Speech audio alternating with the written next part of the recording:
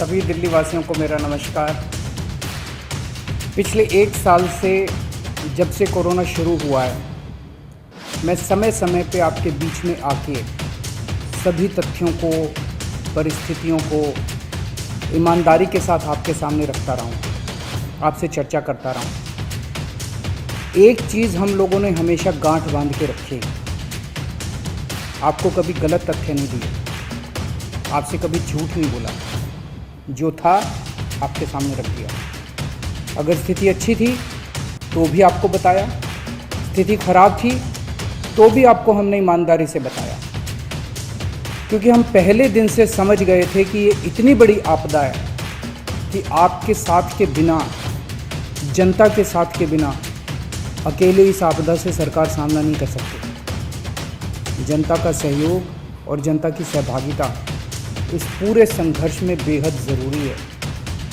और जब तक जनता को सच नहीं बताया जाएगा, सारे तथ्य जनता के सामने नहीं रखे जाएंगे, तब तक जनता की भागीदारी सुनिश्चित करना असंभव था।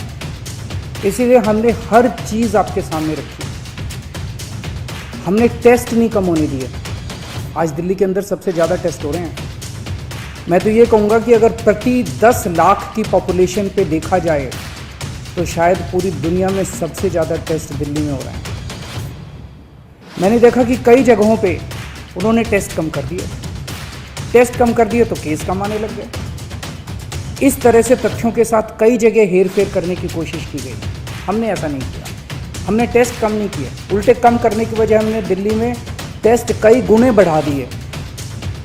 आज लगभग 1 लाख टेस्ट दिल्ली में डेली हो रहे हैं। हमने मौत के आंकड़े आपसे नहीं छुपाए। जितनी मौतें होती थी हमने सब आपके सामने रखी, ईमानदारी से रखी। अगर ज़्यादा हो रही थी तो ज़्यादा बताई, कम हो रही थी तो कम बताई।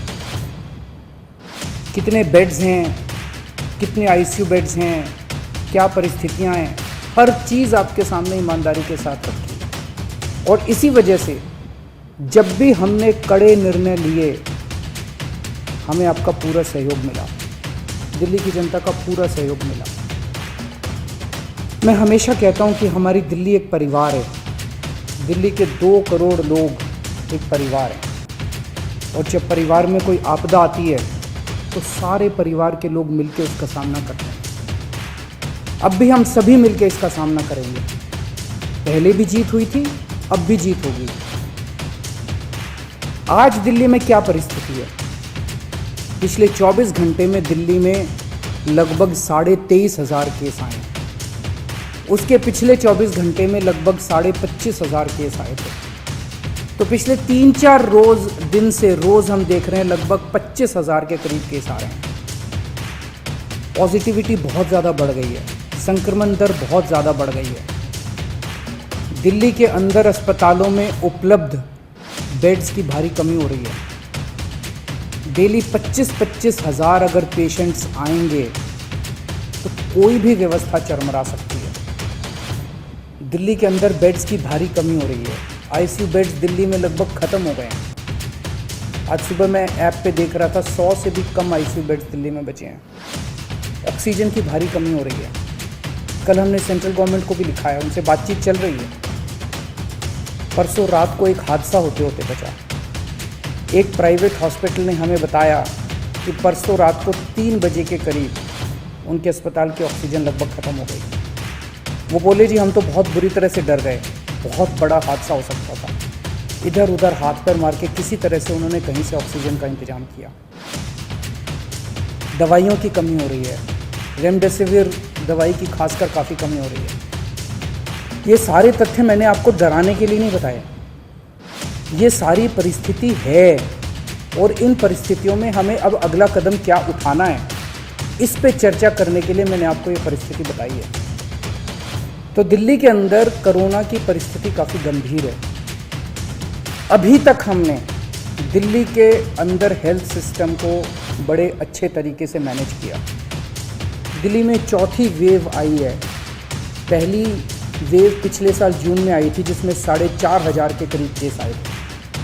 दूसरी वेव आई फिर सितंबर में, फिर तीसरी वेव आई जिसमें 8,500 के करीब केस आए थे।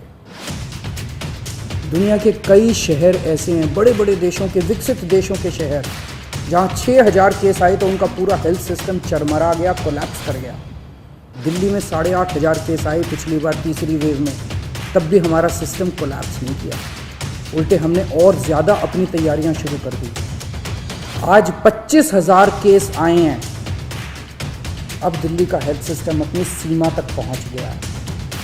हमारा हेल्थ सिस्टम अब बहुत ज़्यादा तनाव में है। मैं ये नहीं कहूँगा कि हमारा हेल्थ सिस्टम अभी कोलैप्स किया है, लेकिन आज हमारा हेल्थ सिस्टम बहुत ज़्यादा तनाव में है। किसी भी हेल्थ सिस्टम की अपनी सीमाएं होती हैं। अनगिनत पेशेंट्स तो कोई भी सिस्टम नहीं ले सकता ना। किसी भी सिस्टम की अपनी सीमाएं हैं। पिछले 5 साल में आपकी सरकार ने दिल्ली में बहुत बड़े स्तर पे स्वास्थ्य के क्षेत्र में काम किया है। खूब नए हॉस्पिटल खोले हैं, मोहल्ला क्लिनिक, पॉली क्लिनिक बनाए हैं। बहुत बड़े स्तर के ऊपर स्वास्थ्य के क्षेत्र में काम हुआ है।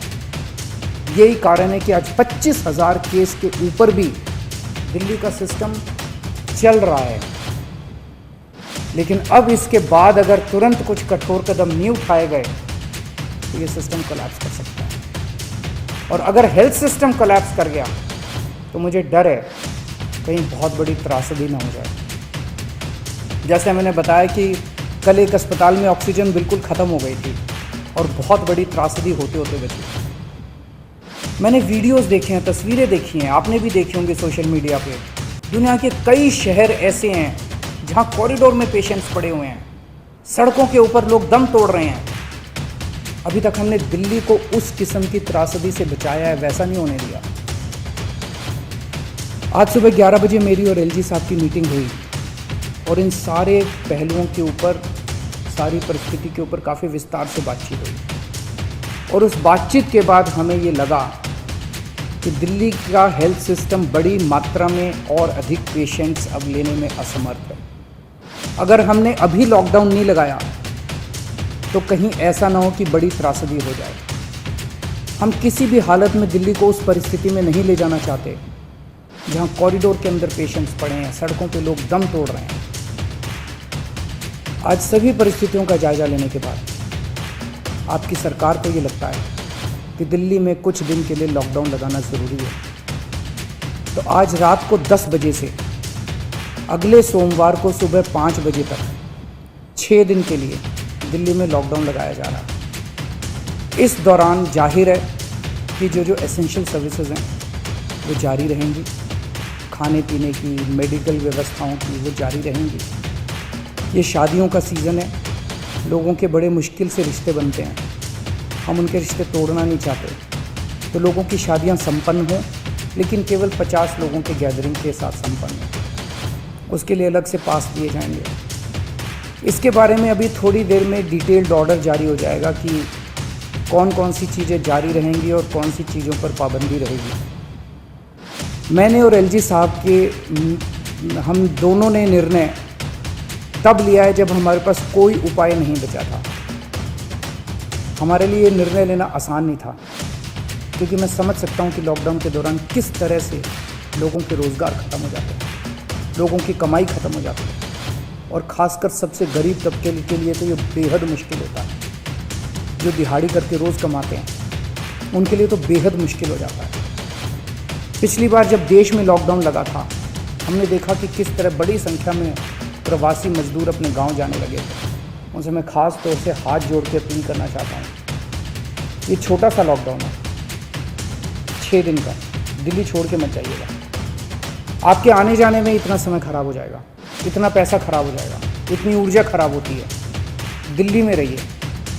मुझे उम्मीद है कि ये छोटा लॉकडाउन है और छोटा ही रहेगा।